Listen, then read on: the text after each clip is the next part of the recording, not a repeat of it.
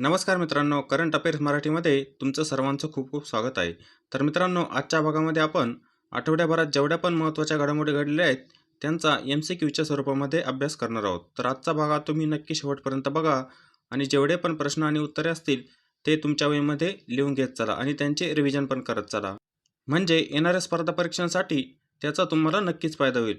आणि मित्रांनो, तुम्ही चॅनलवर अजूनही नवीन असाल म्हणजेच व्हिडिओला पहिल्यांदाच बघत असाल तर चॅनलला पण सबस्क्राईब करून घेऊ शकता. बघूया आजचा पहिला प्रश्न. 2022चा स्टॉकहोम वॉटर प्राइज पुरस्कार कोणाला मिळालेला आहे? इथे आपल्याला 3 पर्याय देण्यात आलेले आहेत. पहिला आहे नीरज चोप्रा, दुसरा आहे विल्फ्रेड ब्रुटसार्ट, तिसरा आहे झुलन गोस्वामी. तर या प्रश्नाचं योग्य उत्तर आहे विल्फ्रेड ब्रुटसार्ट. बघूया पुढचा प्रश्न. भारतातील पहिला स्टील रस्ता कोणत्या राज्यात तयार करण्यात आलेला आहे? पहिला पर्याय आहे गुजरात, दुसरा आहे ओडिसा, तिसरा आहे मेघालय. या प्रश्नाचं उत्तर आहे गुजरात. तर गुजरात या राज्यामध्ये पहिला स्टील रस्ता तयार करण्यात आलेला आहे, ते तुम्ही लक्षात ठेवायचं आहे. बघूया पुढचा प्रश्न. ब्रॉडकास्ट ऑडियन्स रिसर्च काउन्सिल इंडियाचे नवीन अध्यक्ष म्हणून कोणाची नियुक्ती करण्यात आलेली आहे? पहिला पर्याय आहे अलका उपाध्याय, दुसरा आहे शशी सिन्हा, तिसरा आहे रणजित रथ. तर या प्रश्नाचं योग्य उत्तर आहे शशी सिन्हा. शशी सिन्हा यांची ब्रॉडकास्ट ऑडियन्स रिसर्च काउन्सिलचे नवीन अध्यक्ष म्हणून नियुक्ती करण्यात आलेली आहे. बघूया पुढचा प्रश्न. शक्तिकांत दास यांनी BRB NMPLच्या शिक्षण आणि विकास केंद्राची पायाभरणी कोणत्या ठिकाणी केली आहे? पहिला पर्याय आहे हैदराबाद, दुसरा आहे मुरादाबाद, तिसरा आहे म्हैसूर. तर या प्रश्नाचं योग्य उत्तर आहे म्हैसूर. म्हैसूर या ठिकाणी शिक्षण आणि विकास केंद्राची पायाभरणी केलेली आहे. तर BRB NMPL ही RBIची एक उपकंपनी आहे, ते पण तुम्ही लक्षात ठेवायचं आहे. बघूया पुढचा प्रश्न. गिल्बर्ट होगोंबे यांची आंतरराष्ट्रीय कामगार संघटनेचे महासंचालक म्हणून नियुक्ती करण्यात आली आहे. आंतरराष्ट्रीय कामगार संघटनेचे मुख्यालय कोणत्या ठिकाणी आहे? पहिला पर्याय आहे वॉशिंग्टन DC, दुसरा आहे मनिला फिलिपिन्स, तिसरा आहे Geneva Switzerland.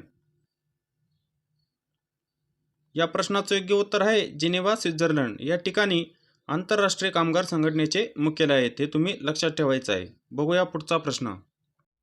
Time 100 impact award 2022 कोणाला देण्यात आला आहे?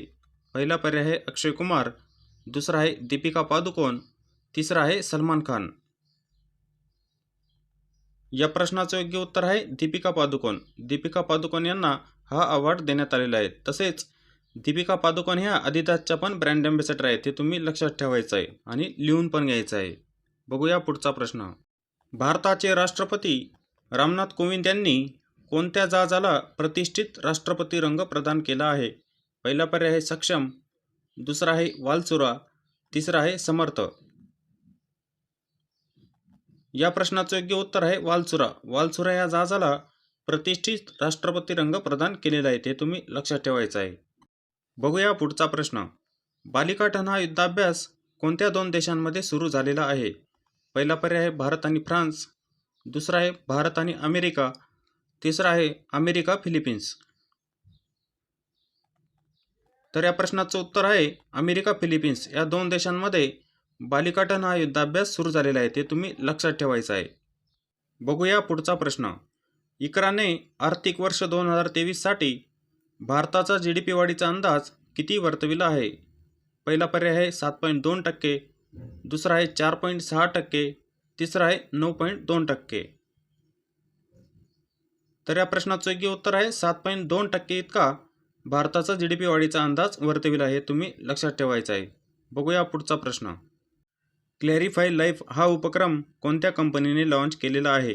पहिला पर्याय आहे HDFC, दुसरा आहे SPIC, तिसरा आहे TCS. तर या प्रश्नाचं योग्य उत्तर आहे HDFC. HDFC या कंपनीने क्लॅरिफाय लाईफ हा उपक्रम चालू केलेला आहे. बघूया पुढचा प्रश्न. फॉरेस्ट रिसर्च इन्स्टिट्यूटच्या संचालकपदी कोणाची निवड करण्यात आली आहे? पहिला पर्याय आहे रेणू सिंग, दुसरा आहे प्रियंका नुटक्की, तिसरा आहे स्मृती मंदाना.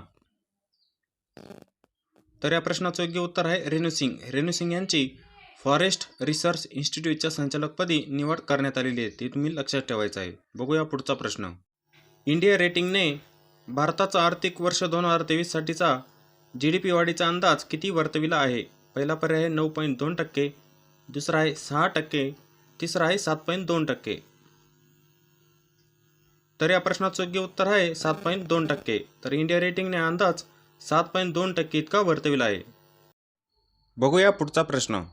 पंतप्रधान नरेंद्र मोदी यांनी 5व्या बिमस्टेक परिषदेला हजेरी लावली आहे. शिखर परिषदेचे आयोजन कोणत्या देशाने केले होते? पहिला पर्याय आहे फ्रान्स, दुसरा आहे श्रीलंका, तिसरा आहे भारत. तर या प्रश्नाचं योग्य उत्तर आहे श्रीलंका. श्रीलंका या देशाने ही परिषद आयोजित केलेली होती, हे तुम्ही लक्षात ठेवायचं आहे. बघूया पुढचा प्रश्न. भारतीय वायुसेनेने इंधन भरण्यासाठी fleet card fuel on move नावाचा उपक्रम चालू केला आहे. कोणत्या कंपनीसोबत भागीदारी करून हा उपक्रम चालू केला आहे? पहिला पर्याय आहे BPCL, दुसरा आहे HPCL, तिसरा आहे IOCL. या प्रश्नाचं योग्य उत्तर आहे IOCL म्हणजेच इंडियन ऑइल कॉर्पोरेशन सोबत भागीदारी करून हा उपक्रम चालू केलेला आहे, ते तुम्ही लिहून घ्यायचं आहे. बघूया पुढचा प्रश्न. प्रसिद्ध फुटबॉलपटू मिगेल व्हेन यांचे निधन झाले आहे. ते कोणत्या देशाचे होते? पहिला पर्याय आहे ब्रिटन, दुसरा आहे बेल्जियम, तिसरा आहे न्यूझीलंड. तर या प्रश्नाचं योग्य उत्तर आहे बेल्जियम. तर ते बेल्जियम या देशाचे होते. बघूया पुढचा प्रश्न. आंतरराष्ट्रीय औषध तपासणी दिवस कोणत्या दिवशी साजरा केला जातो? पहिला पर्याय आहे 31 मार्च, दुसरा आहे 7 मार्च, तिसरा आहे 18 मार्च. या प्रश्नाचं योग्य उत्तर आहे 31 मार्च. 31 मार्च या दिवशी आंतरराष्ट्रीय औषध तपासणी दिवस साजरा केला जातो. बघूया पुढचा प्रश्न. पेमेंट काउन्सिल ऑफ इंडियाच्या अध्यक्षपदी कोणाची निवड करण्यात आली आहे? पहिला पर्याय आहे S सोमनाथ, दुसरा आहे विश्वास पटेल, तिसरा आहे पुनीत गोयंका. तर या प्रश्नाचं योग्य उत्तर आहे विश्वास पटेल. तर विश्वास पटेल यांना पेमेंट काउन्सिल ऑफ इंडियाच्या अध्यक्षपदी निवड करण्यात आलेली आहे, ते तुम्ही लक्षात ठेवायचं आहे. बघूया पुढचा प्रश्न. कोणत्या राज्य सरकारने तुरुंगातील कैद्यांसाठी पर्सनल लोनची योजना तयार केली आहे? इथे आपल्याला 3 पर्याय देण्यात आलेले आहेत. पहिला आहे गुजरात, दुसरा आहे बिहार, तिसरा आहे महाराष्ट्र. तर या प्रश्नाचं योग्य उत्तर आहे महाराष्ट्र. म्हणजे आपल्या महाराष्ट्र राज्यामध्ये तुरुंगातील कैद्यांसाठी पर्सनल लोनची योजना तयार केलेली आहे, ते तुम्ही लक्षात ठेवायचं आणि लिहून पण घ्यायचं आहे. बघूया पुढचा प्रश्न. सरन्यायाधीश NV रमणा यांनी फास्टर नावाचे सॉफ्टवेअर लॉन्च केले आहे. फास्टर या शब्दातील Sचा अर्थ काय आहे? पहिला पर्याय आहे सप्लाय, दुसरा आहे सेक्युअर, तिसरा आहे सिग्निफिकंट. तर या प्रश्नाचं योग्य उत्तर आहे सेक्युअर. Sचा अर्थ होतो सेक्युअर, हे तुम्ही लक्षात ठेवायचं आहे. परीक्षेला याविषयी नक्की एक प्रश्न विचारला जाऊ शकतो, तर त्याकडे दुर्लक्ष करू नका, व्यवस्थित लिहून घेत चला. बघूया पुढचा प्रश्न. विनय समरस्य उपक्रम कोणत्या राज्य सरकारने चालू केला आहे? इथे आपल्याला 3 पर्याय देण्यात आलेले आहेत. पहिला आहे कर्नाटक, दुसरा आहे तामिळनाडू, तिसरा आहे ओडिसा. या प्रश्नाचं योग्य उत्तर आहे कर्नाटक. कर्नाटक राज्याने समरस्य उपक्रम चालू केलेला आहे, ते तुम्ही लक्षात ठेवायचं आहे. बघूया पुढचा प्रश्न. वरुण हा युद्ध सराव कोणत्या 2 देशांमध्ये होत असतो? पहिला पर्याय भारत आणि चीन, दुसरा आहे भारत आणि फ्रान्स, तिसरा आहे भारत आणि अमेरिका. तर या प्रश्नाचं उत्तर असणार आहे भारत आणि फ्रान्स. भारत आणि फ्रान्स या 2 देशांमध्ये वरुण हा युद्ध सराव होत असतो. बघूया पुढचा प्रश्न. Tap to pay for UPI कोणी लॉन्च केले आहे? पहिला पर्याय आहे फोनपे, दुसरा आहे पेटीएम, तिसरा आहे गुगल पे. तर या प्रश्नाचं योग्य उत्तर असणार आहे गुगल पे. गुगल पेने tap to pay for UPI हे लॉन्च केलेले आहे, तुम्ही लक्षात ठेवायचं आहे. बघूया पुढचा प्रश्न. RBI गव्हर्नर शक्तिकांत दास यांनी कोणत्या ठिकाणी RBIचे उद्घाटन केले आहे? पहिला पर्याय आहे मुंबई, दुसरा आहे पुणे, तिसरा आहे बेंगळुरू. या प्रश्नाचं योग्य उत्तर आहे बेंगळुरू. बेंगळुरू या ठिकाणी RBIचे उद्घाटन करण्यात आलेले आहे, ते तुम्ही लक्षात ठेवायचं आहे. तर RBIचे गव्हर्नर कोण आहेत? तर शक्तिकांत दास आहे. कितवे आहेत? तर हे 25वे गव्हर्नर आहेत, ते तुम्ही लक्षात ठेवायचं आणि व्यवस्थित लिहून पण घ्यायचं आहे. बघूया पुढचा प्रश्न. UNCTADने 2022साठीचा भारताचा GDP वाढीचा अंदाज किती वर्तविला आहे? पहिला आहे 4.6%, दुसरा आहे 9.2%, तिसरा आहे 7.8%. या प्रश्नाचं योग्य उत्तर आहे 4.6%. तर UNCTAD-ने 2022साठीचा भारताचा GDPचा अंदाज हा 4.6% इतका ठेवलेला आहे. हे तुम्ही लक्षात ठेवायचं आहे. तर आपल्या भारताच्या GDPची गणना कोण करत असते, तर ती UNESCO करत असते. हे पण तुम्ही लक्षात ठेवायचं आहे. बघूया पुढचा प्रश्न. आफ्रिकेतील काळ्या गेंड्यांना वाचवण्यासाठी कोणत्या बँकेने वन्यजीव बॉन्ड तयार केला आहे? पहिला आहे ॲक्सिस बँक, दुसरा आहे SBI बँक, तिसरा आहे वर्ल्ड बँक. या प्रश्नाचं योग्य उत्तर असणार आहे वर्ल्ड बँक. तर वर्ल्ड बँकेने काळ्या गेंड्यांना वाचवण्यासाठी वन्यजीव बॉन्ड तयार केलेला आहे. ते तुम्ही लक्षात ठेवायचं आहे. आणि जागतिक बँकेचं मुख्यालय कुठं आहे, तर ते वॉशिंग्टन DC या ठिकाणी आहे. ते तुम्ही लक्षात ठेवायचं आहे. बघूया पुढचा प्रश्न. महाराष्ट्र पोलिसांसोबत भारतीय सैन्याने कोणता युद्ध सराव सुरू केलेला आहे? पहिला पर्याय आहे शक्ती, दुसरा आहे कवच 2, तिसरा आहे युद्धाभ्यास. या प्रश्नाचं योग्य उत्तर आहे कवच 2. कवच 2 हा युद्धाभ्यास महाराष्ट्र पोलीस आणि भारतीय सैन्यामध्ये सुरू झालेला आहे. ते तुम्ही लक्षात ठेवायचं आणि लिहून पण घ्यायचं आहे. बघूया पुढचा प्रश्न.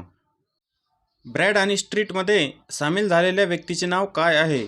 पहिला पर्याय आहे N. चंद्रशेखरन, दुसरा आहे रजनीश कुमार, तिसरा आहे शुभमन गिल. तर या प्रश्नाचं उत्तर असणार आहे रजनीश कुमार. तर रजनीश कुमार हे ब्रॅड आणि स्ट्रीटमध्ये सामील झालेले आहेत. ते तुम्ही लक्षात ठेवायचं आहे. बघूया पुढचा प्रश्न. भारत भाग्य विधाता मेगा लाल किल्ला उत्सवाचे उद्घाटन कोणाच्या हस्ते करण्यात आले आहे? पहिला पर्याय आहे G. किशन रेड्डी, दुसरा आहे ज्योतिरादित्य सिंधिया, तिसरा आहे स्मृती इराणी.